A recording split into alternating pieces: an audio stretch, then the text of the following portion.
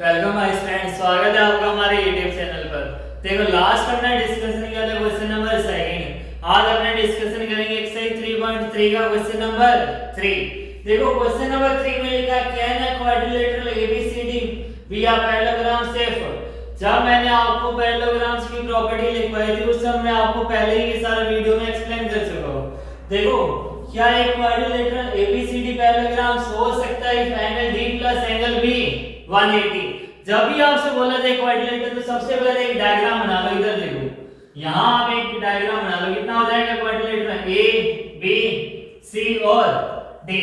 इसमें लिखा angle D plus angle B. Angle D और एंगल बी क्या इन दोनों का सम 180 पॉसिबल है। तो आपने सबसे पहले लाइन क्या लिखेंगे, देखो 4 angle D plus angle B equal to 180 quadrilateral ABCD में be a parallelograms if following condition are also fulfil.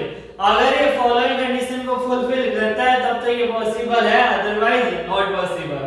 देखो फर्स्ट लिखा द सम ऑफ मेजर और adjacent angle should be 180।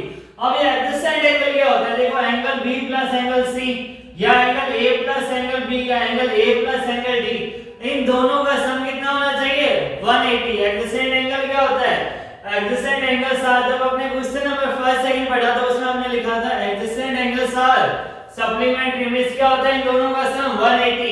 Angle A angle B हो सकता है, angle B angle C या angle C angle D और angle A plus angle D, इनका sum कितना होना चाहिए 180।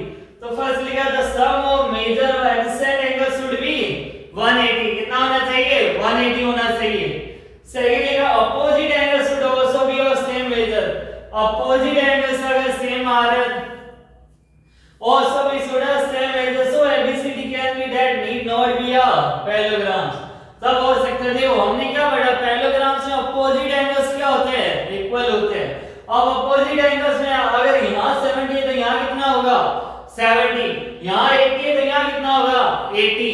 तो पैरेललोग्राम्स में अगर यहाँ 90 है तभी यहाँ 90 और इन दोनों का सम 180 पॉसिबल है, अदरवाइज पॉसिबल नहीं है। तो हमें क्या कंडीशन लिखनी है, द सम ऑफ मेजर और adjacent angle should be 180। Second हमें लिखना opposite angle should also be of same measure so ABCD can be but need not be a parallelogram. जरूरत नहीं है कि ये पैरेललोग्राम्स ही बने। आगे देखो सेकंड लिखा AB equal to DC equal to 8 centimetre. जो हमने डायग्राम बनाया उसमें लिख देते AB कितना है 8 सेंटीमीटर और DC कितना है देखो 8 सेंटीमीटर। आगे लिखा है इसमें AD इक्वल टू कितना सेंटीमीटर लिखा है 4 centimetre and BC equal to कितना लिखा है 4.4 सेंटीमीटर।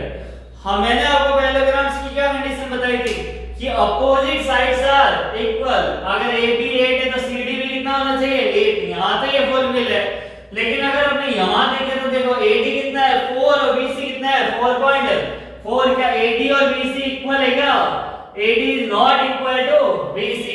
क्या होगा ये इक्वल हो गए parallelograms not equal, no opposite angles R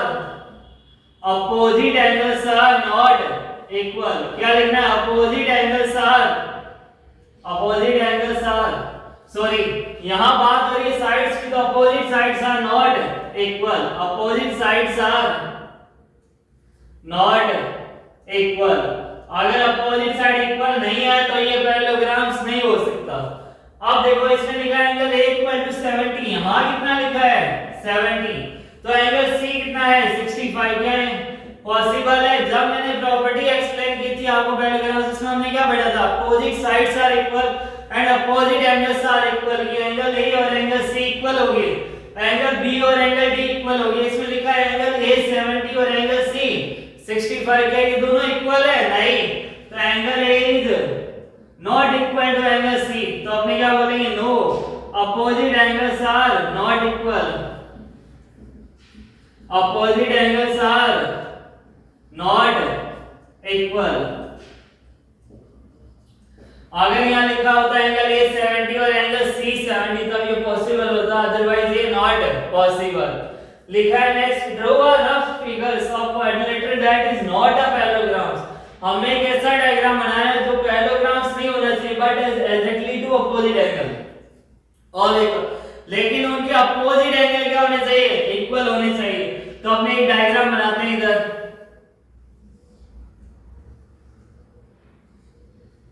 A B C और डी। हमने डायग्राम बनाया, इसमें हमने क्या बता रहे हैं, एंगल ए किसके इक्वल होगा, angle A equal to angle C. यहाँ एंगल ए एंगल सी के तो इक्वल है, लिखा है इसमें इक्वल मेजर। मेजर का मतलब क्या लिखना है आपको, एम एंगल ए और एम एंगल सी। इसको हमने मेजर किया, एंगल ए और एंगल सी क्या है, इक्वल है। क्या ये पैरेललोग्राम्स है, तो हमें क्या बताना है, नॉट अ पैरेललोग्राम्स। ये पैरेललोग्राम्स नहीं है, ये पैरेललोग्राम नहीं है। कौन सा डायग्राम है ये, इट इज अ काइट। कैसी से बनेगा हमने, it is a kite, it is a kite. तो क्वेश्चन नंबर 3 में आपने देखा कि हमने क्या बताया कि क्वाड्रिलेटरल एबीसीडी पैरेललोग्राम्स के लिए क्या कंडीशन चाहिए, एंगल बी और एंगल डी का 180 हो सकता है या नहीं हो सकता, उसको हमने एक्सप्लेन किया। फिर हमने देखा कि अपोजिट साइड यहाँ इक्वल नहीं थे, तो ये पैरेललोग्राम्स पॉसिबल नहीं है। यहाँ हमने देखा अपोजिट एंगल भी इक्वल नहीं है, तो ये पैरेललोग्राम्स नहीं हो सकता। फिर हमसे बोला गया ये क्वाड्रिलेटरल बनाना जो पैरेललोग्राम्स नहीं होना चाहिए, लेकिन उनके अपोजिट एंगल इक्वल होने चाहिए। तो हमने एक डायग्राम एनालिसिस में शो कर दिया, हमने एंगल ए और एंगल सी तो इक्वल है, नॉट अ पैरेललोग्राम्स। ये पैरेललोग्राम्स नहीं है, इट इज अ काइट। कैसे से भैया, इट इज अ काइट। अगर स्टूडेंट आपको मेरी वीडियो पसंद आए तो please like share and subscribe जरूर कीजिए। Thank you so much best.